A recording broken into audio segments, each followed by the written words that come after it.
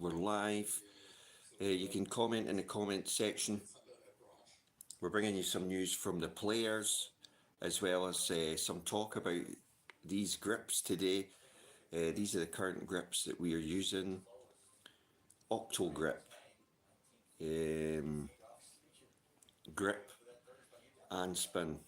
And I'll show you a close-up of the pattern.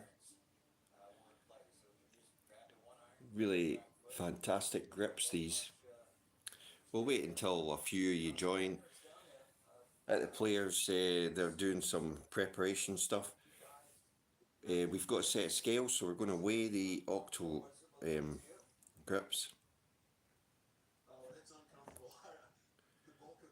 We've got it set wrong here. Hang on. Here we go. 2.5 ounces in weight. The Octogrip is 2.5 ounces. We'll refer back to that. If you've never tried these Octogrips, we're live at the players. The players is on in the background. Any news from the players? Yeah, Brandel, Chambly and McGinley went full tonto on the Live PGA discussion. Let's just say tempers were afraid.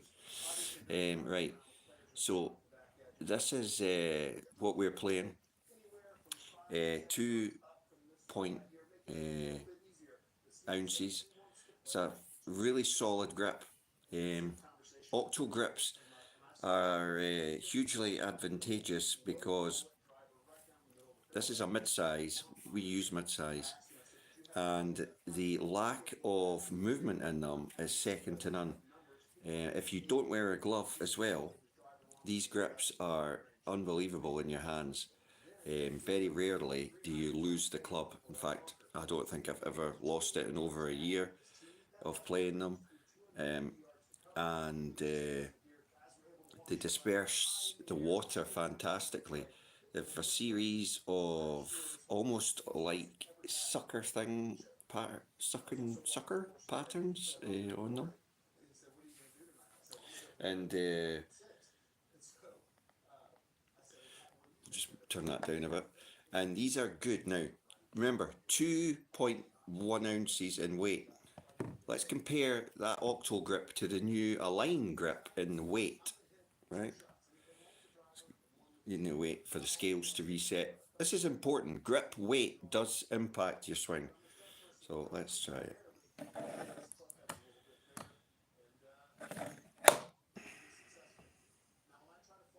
2.17 grams in weight, that one. We'll reset the scales, and you've all seen the new Align golf grip, Golf Pride grip.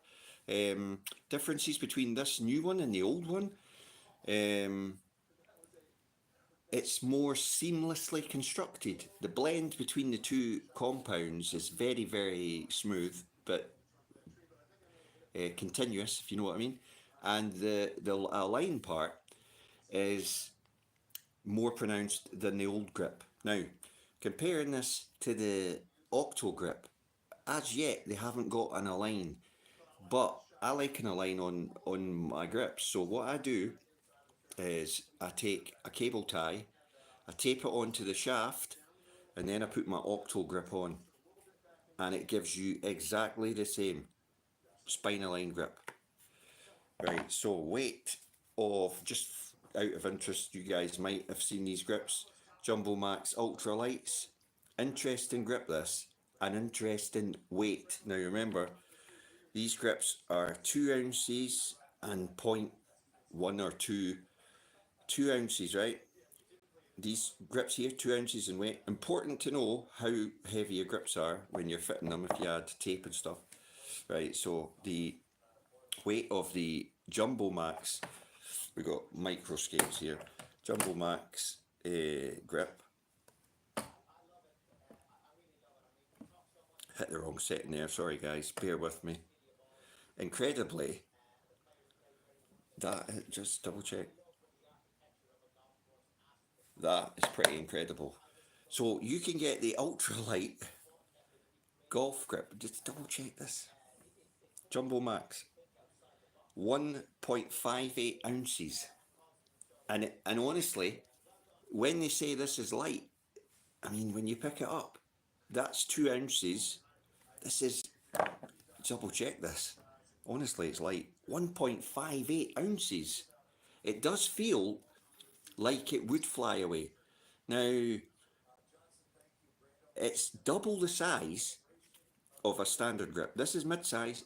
You can see the difference, but the lightness is there. So Jumbo Max have addressed a lot of issues with people moaning about losing head weight, stuff like that. But as far as like, if you've never tried them, give Grip and Spin.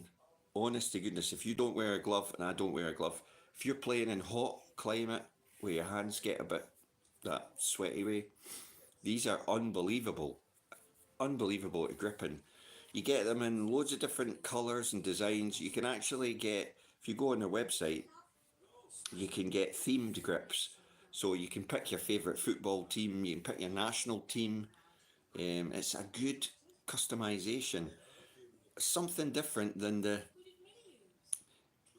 these are hot sellers. Let's be honest, the Align grips are incredible now. £16 a grip for that. £16, right? Wait for this though. 30 quid a grip. Say what?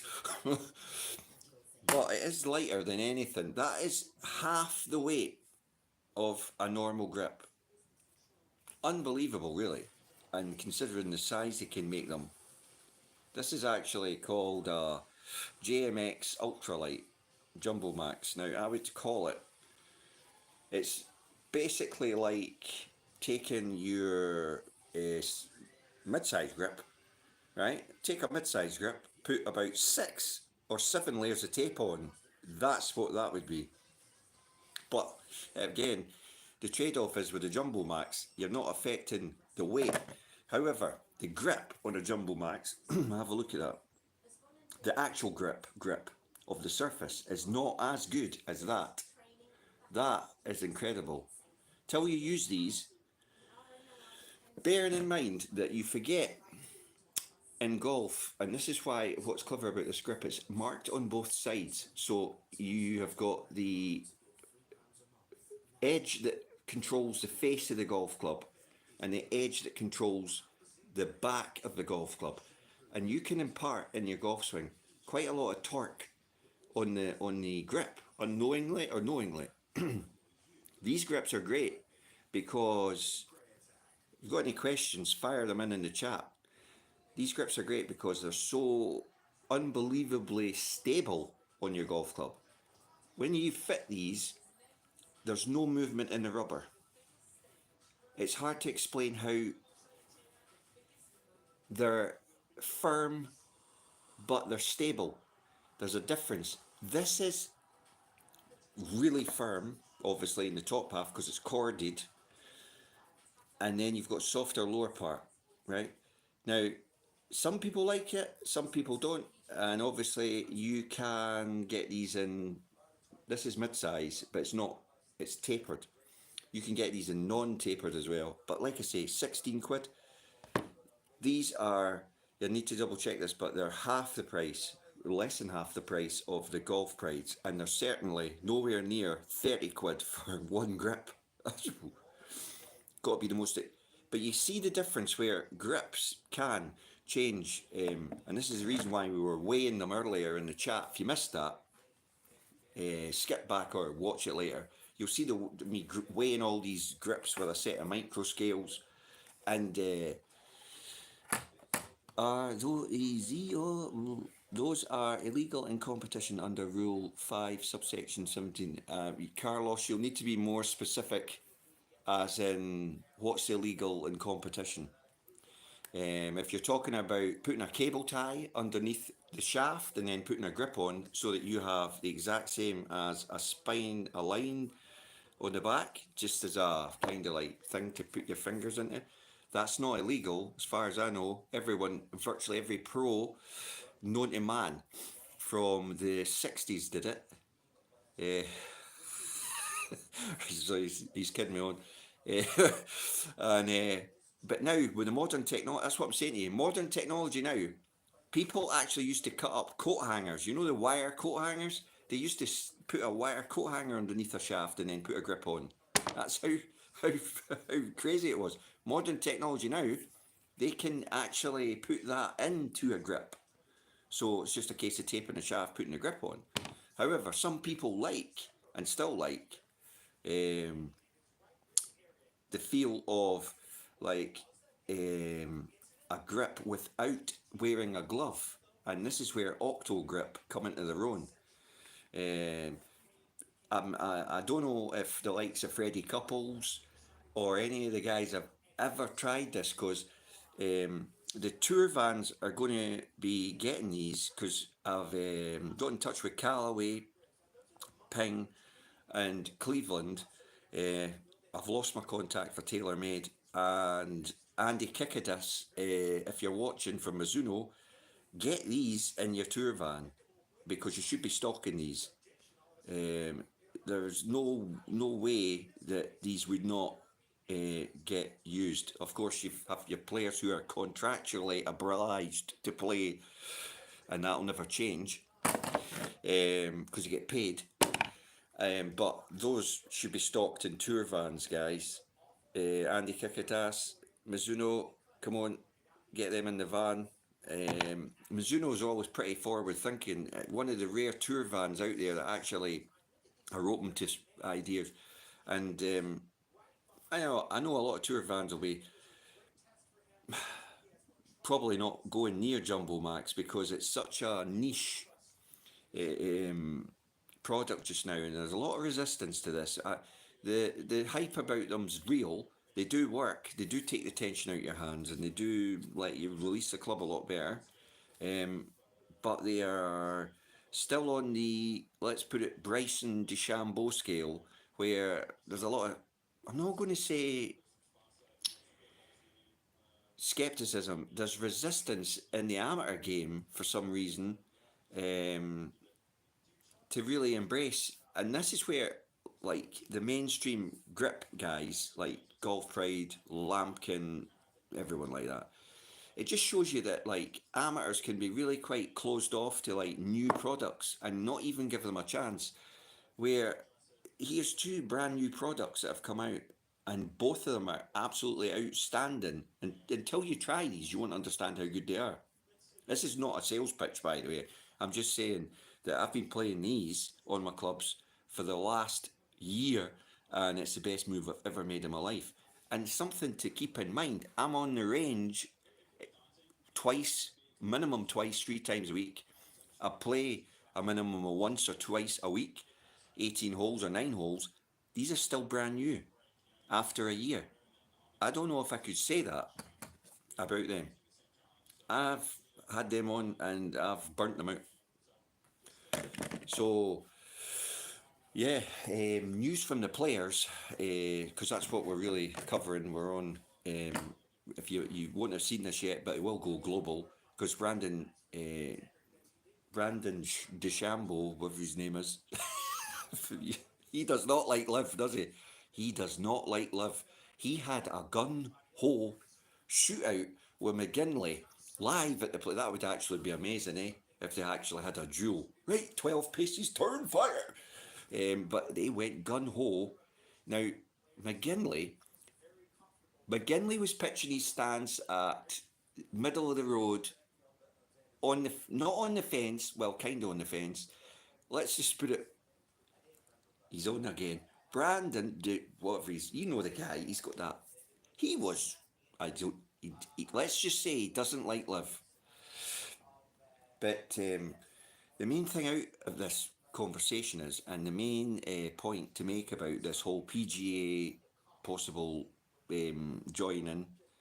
Thanks, Killer Zombie 359. Love your grips, Carlos. You cheeky benter.